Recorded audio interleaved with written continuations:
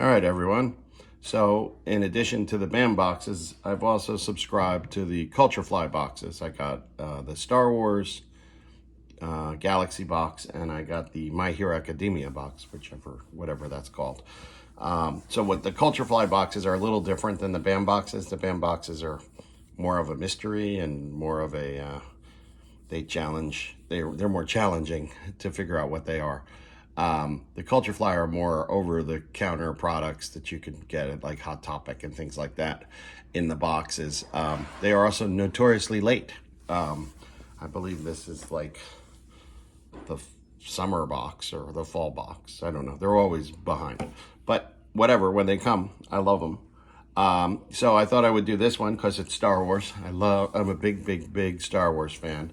As a matter of fact, probably of all the franchises I'd follow, Star Wars, I'm probably the biggest fan for, because even comics, which I have gotten into and write and written about, the Star Wars comic was actually my gateway drug for that. I remember getting the original Marvel series back in the 70s. I was there also for the opening of Star Wars at the completely by accident. I was a little kid and it was raining, and so my parents took me to this little theater at the across the street from the zoo, the National Zoo. The theater was the Uptown Theater, and it was one of those, I guess, 35 theaters that was actually showing Star Wars.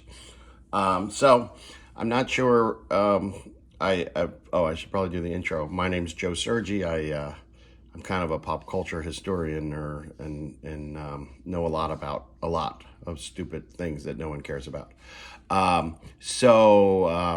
Except for me. So I'm not sure how this will work, but let's try it. I took the plastic off because I did this is the second take of this, and the first time the plastic was way too loud. So I'm going to open the box. It's Darth Vader related, clearly, because I believe the theme is, it's all stuck together. Dark side. So yeah, it's Darth Vader related. So first, what we have is this is the Emperor. It's a desk lamp, and Palpatine. Palpatine was played by 3 separate actors. I'm actually reading a great book, the Oral History of Star Wars, right now, talking about all the decisions that were made about Palpatine, and how the makeup worked, and how, his design had changed for the movies. This is really neat. So he's got the force lightning, I guess, is what lights up for the desk lamp. So that's neat. All right. So we also have a Darth Vader cup, which is based on, it looks like it's an actual ad for the helmet. I guess that's the Hasbro helmet that came out with real breathing action. Interesting, the breathing noise was created by Ben Burt, the sound guy for Star Wars, and I know this from my comic book law book, it actually has a patent for the breathing noise for Darth Vader. So I'll just keep going. We have a napkin holder, and it looks like it's a Star Destroyer. It's not Darth Vader's Star Destroyer, but it is the Star Destroyer. And then there is a planner, which is Darth Vader's head, right? So I feel like I'm not given any information here. So let's think about this. So Darth Vader was played by a bodybuilder named David Prowse, and let me give you some information that other people probably don't know. He was also played by a guy named Bob Anderson, who was a professional fencer, who was Darth Vader in the sword fighting, the lightsaber fighting scenes. He was voiced by James Earl Jones, but that was not the first pick. It was the War of the Worlds director, Citizen Kane. It was Orson Welles was supposed to be the first choice for the voice of Darth Vader, but then George Lucas realized it would be a little far too recognizable. I also bet, as long as I'm tangenting here, that you don't know that John Wayne is actually a voice in Star Wars, the Western Star, and it's actually his last voice appearance before he died. He was, remember when Han Solo and Chewbacca are at the docking bay and they have to take off? He's the guy with the big nose. It's his voice is changed by Ben Burt to be that alien's voice. But that is indeed John Wayne's voice. But what happened was David Prowse did Darth Vader's voice through all the scenes, but David Prowse has a really thick accent, and it's kind of fun to watch. If you Google on YouTube, you Google it or you can see it on YouTube, the original takes where David Prowse is talking, he's like, where's those plans you've intercepted? Where are they? So Lucas knew that he called him Farmer Vader, I believe is what he called him. And so he brought in James Earl Jones to be the voice. And James Earl Jones, everybody talks about, made $7,500 to voice Darth Vader in the original Star Wars. And then he wasn't in the credits until Return of the Jedi, and then he was in the credits when the movies came out again. But people say that that's a little bit of movie money, but if you think about it, he worked for $3,000 an hour, which was great for a voice character then. But of course, for Empire and the rest, he made much more money. All right, let me keep going in this box as I got distracted by trivia. All right, it's a shirt, and it is backwards. So this shirt is, this is an ad for The Empire Strikes Back when it came out. I will point out, The Empire Strikes Back, spoilers for you people, Darth Vader is revealed to be Luke's father. Everyone says, oh, well, Lucas always intended that. Oh, I'll put this up. Lucas always intended that.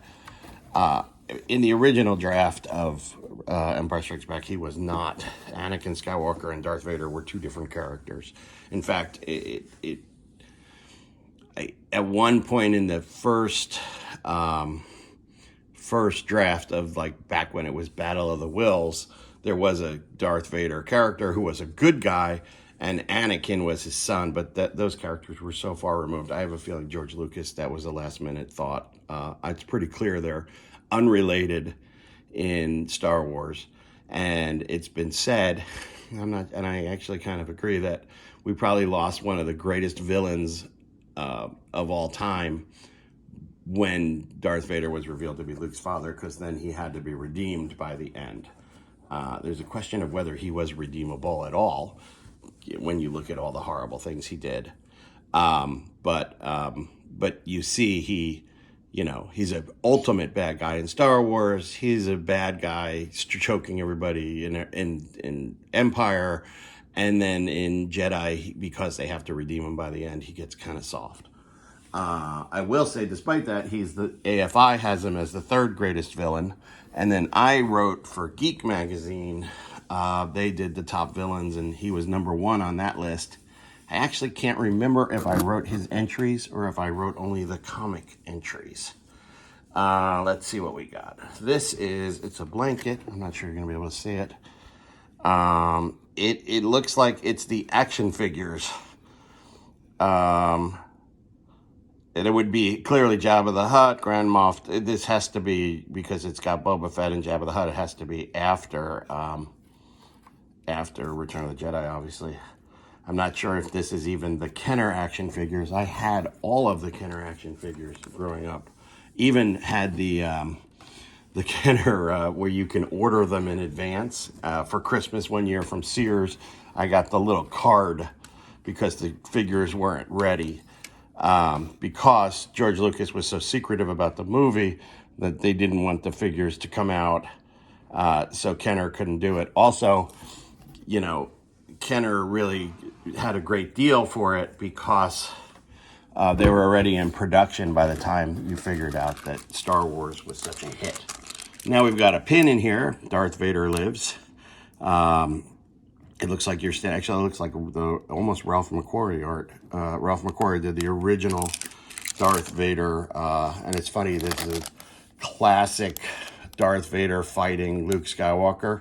That's actually not Luke Skywalker. That's the predecessor. I think it's Anakin Starbringer, is actually in that famous Ralph McQuarrie painting.